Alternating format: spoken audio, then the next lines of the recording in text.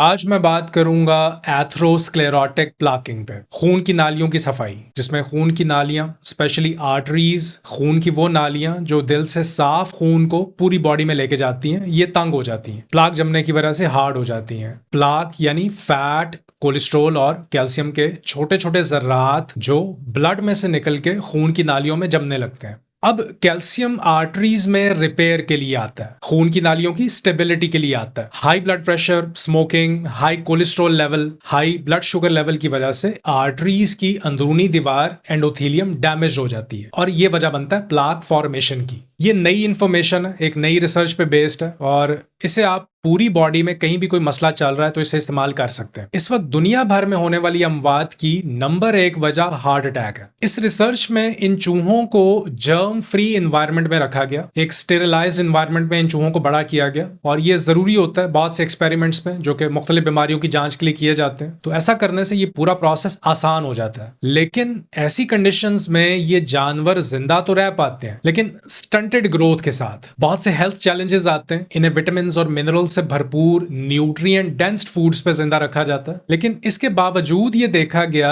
कि इनके जिस्म के आज़ा अंडर डेवलप्ड रह जाते हैं, बॉडी ऑर्गन्स की स्टंटेड ग्रोथ होती है और दूसरे बहुत से हेल्थ प्रॉब्लम्स भी देखने में आते हैं। अब इसका हमारी आर्टरी से क्या ताल्लुक है? इस रिसर्च में बहुत ही हैरान कुन हकाइक सामने आए कि जब इन चूहों के गट माइक्रोबायोम को छेड़ा गया, गट माइक्रोबायोम यानी पेट और आंतों में रहने वाले अच्छे जरासीम जो बीमारियों से बचाते हैं, बुरे जरासीमों की ग्रोथ को कंट्रोल में रखते हैं, जब इन्हें खत्म किया गया बुरे जरासीमों के साथ साथ, तो इनकी पूरी बॉडी में इन्फ्लेमेशन फैल गई, सोजिश फैल गई और फिर इस इन्फ्लेमेशन ने ट्रिगर किया प्लाकिंग को।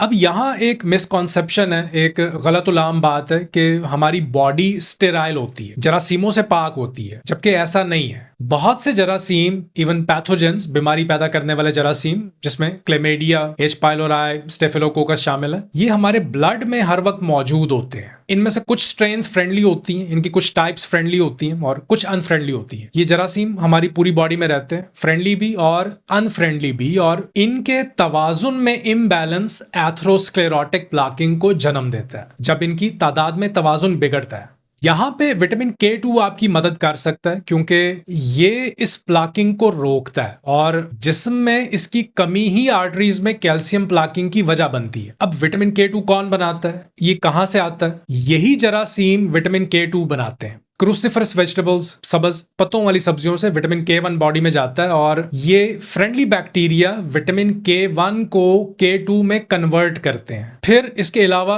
पनीर से, मछली से, अंडे की जर्दी से, ग्रास फेड मीट से, ग्रास फेड का मतलब है ऐसे जानवरों से हासिल होने वाला गोश्त जिन्हें फार्मी गिजा की बजाय कुदरती माहौल में बड़ा किया गया हो, इन सब से आपको विटामिन K2 मिलता है। जबकि अमूमी तौर पे यही ख्याल है ना कि इन चीजों से बचा जाए, ये चीजें नहीं खानी चाहिए, तो ये बात दुरुस्त नहीं है। आर्टरीज में कैल्सिफिकेशन देखने के लिए आप एक CAC टेस्ट भी करवा सकते हैं। ये टेस्ट बहुत अच्छा प्रिडिक्टर है हार्ट फेलियर का। और अगर आप विटामिन K2 सप्लीमेंट्स लेना चाह रहे हैं तो इन्हें अगर आप D3 के साथ लें तो इसकी एब्जॉर्प्शन बेहतर होगी बॉडी में। विटामिन D3 और K2 का कॉम्बो, D3 और K2 दोनों को साथ में लें। और सबसे अहम बात यह है कि प्रोबायोटिक्स आर्टरीज की हार्डनिंग को रोकने में मदद करते हैं। ये प्लाक फॉर्मेशन को रोकते हैं क्योंकि ये फ्रेंडली माइक्रोब्स को बढ़ाते हैं और ये फ्रेंडली बैक्टीरिया फिर हमारी खाए जाने वाली सब्जियों को खुराक के तौर पे इस्तेमाल करते हैं और K2 बनाते हैं। इसलिए हम क्या खा रहे हैं उसके बारे में इल्म होना जरूरी है। हमारी डाइट बहुत इंपॉर्टेंट है क्योंकि अगर आप पास्चराइज्ड फूड्स, प्रोसेस्ड मीट्स जैसे कि KFC, McDonald's, pizzas, burgers, over processed foods खा रहे हैं तो आप निशाने पे हैं। तो हमें होल फूड्स और ऑर्गेनिक चीजों की तरफ जाना है। बाहर का खाना बंद करना होगा, मील प्रेप की तरफ जाना होगा, खाना घर में खुद बनाएं।